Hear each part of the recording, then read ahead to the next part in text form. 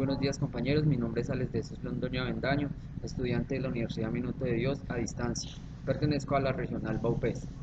En el día de hoy vamos a hablar acerca de los conceptos de los derivados financieros, los tipos de derivados financieros y sus características. Para finalizar, daremos algunos ejemplos de cómo se liquidan los derivados financieros. Entonces, para empezar, los derivados financieros es un acuerdo de compra o venta de un activo determinado en una fecha futura específica y a un precio definido. ¿Qué quiere decirnos esto?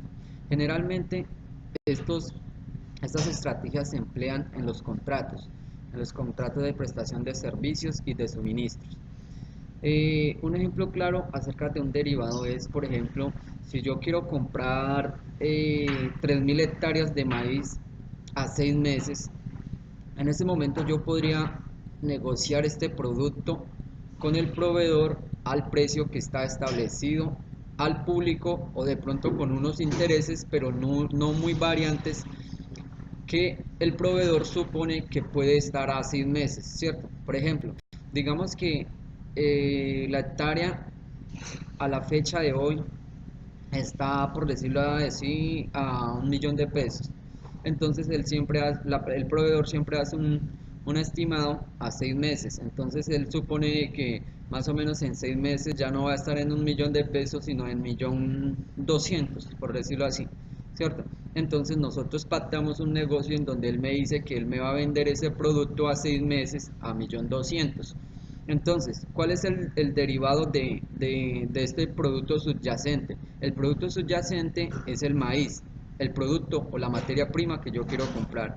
Y el derivado es el contrato que nosotros firmamos con el proveedor, que se va a dar finalidad en el momento en que él me entregue el producto, en este caso el maíz, a 6 meses. Entonces ese contrato o el papel donde uno firma los acuerdos es el derivado de este producto subyacente.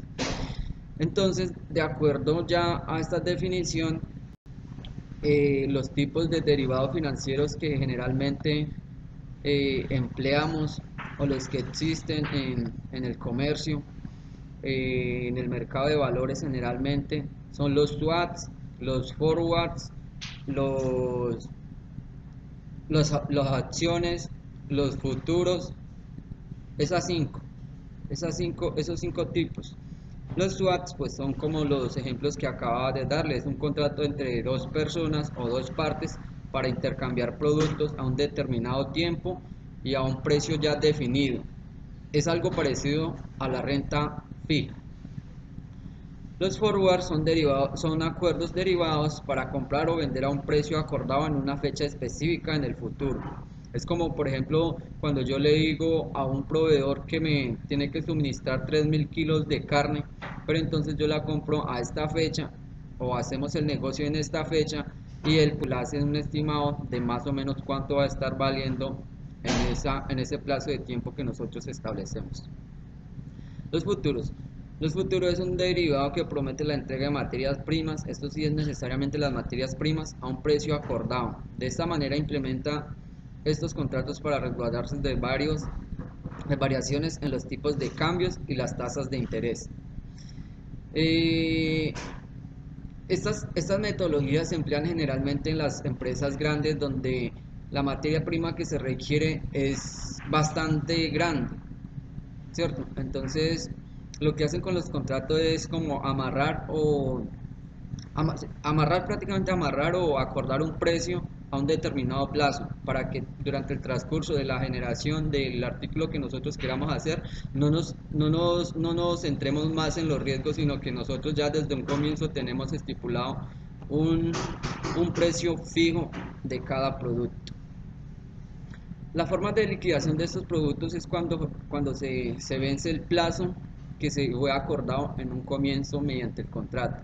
Entonces es algo muy claro. Nosotros entendemos de que cuando se vence un contrato es cuando se tiene que liquidar los acuerdos que se firmaron en un inicio. Muchas gracias muchachos. Entonces cualquier duda o inquietud, por favor me la pueden dejar en los comentarios, y con mucho gusto pues estaremos para aclararles los punticos que de pronto pues no quedaron como muy claras en este punto.